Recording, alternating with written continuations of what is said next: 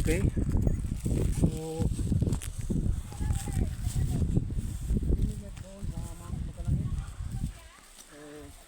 ato makita ang kitawag lab makalangit next zone.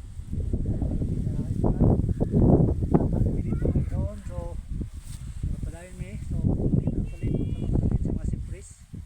Muna siya ang kagwapo sa mga area. So ato makita ang I love makalangit na atong gitingo ha ang Ark of Jehovah kining dapita next zone mga kabrads. Padayon ta kana pa.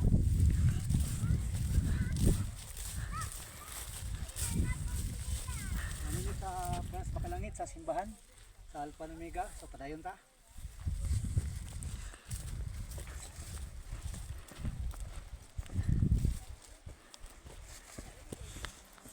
So mayroon to may hapon na ron siguro no? Ay, okay. Palis na. Balik na.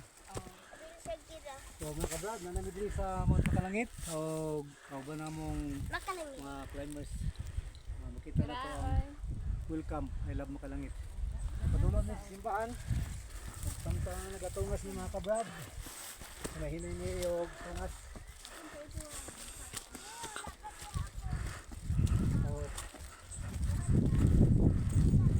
So makita ang simbahan. Mayong hapon. So natingin mga ubad ang Grand Alpha and Omega. So muli po ta sa Supercross. Muli ang Supercross. So kung kamiran muli po po. Ayan. So ang Supercross sa kung sayon wala ang pangalan nga Iki Pelibricom. Ayan. So muli ang simbahan sa Alpha Iglesia ni Jehovah mong Kadol Pamiga. Musulod ta aron sa pagdagot og kandila.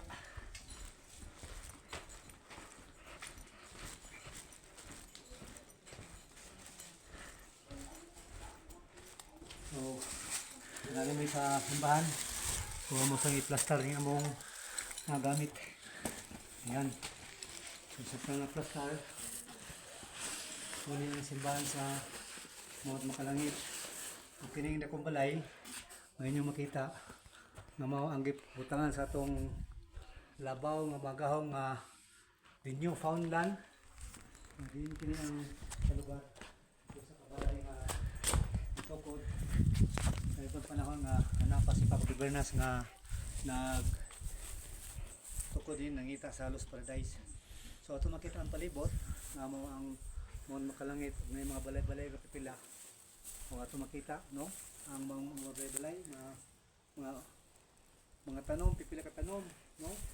Ato makita kini ang pinakadugay nga balay nga ato makita ang Station 9 nga ato makita diha ang gitawag og fulfillment of God's command through Reverend Father Maximino Sandot de Bernas no Station number 9 Makalangit og sa Mount Zion Jerusalem. So wala maigsoon. So salamat o mao ni kini ayaw pagkalimot pag-follow, pag-share, pag-like, comment diya sa Facebook Rafael Arcelon RGTV ngayong hapon.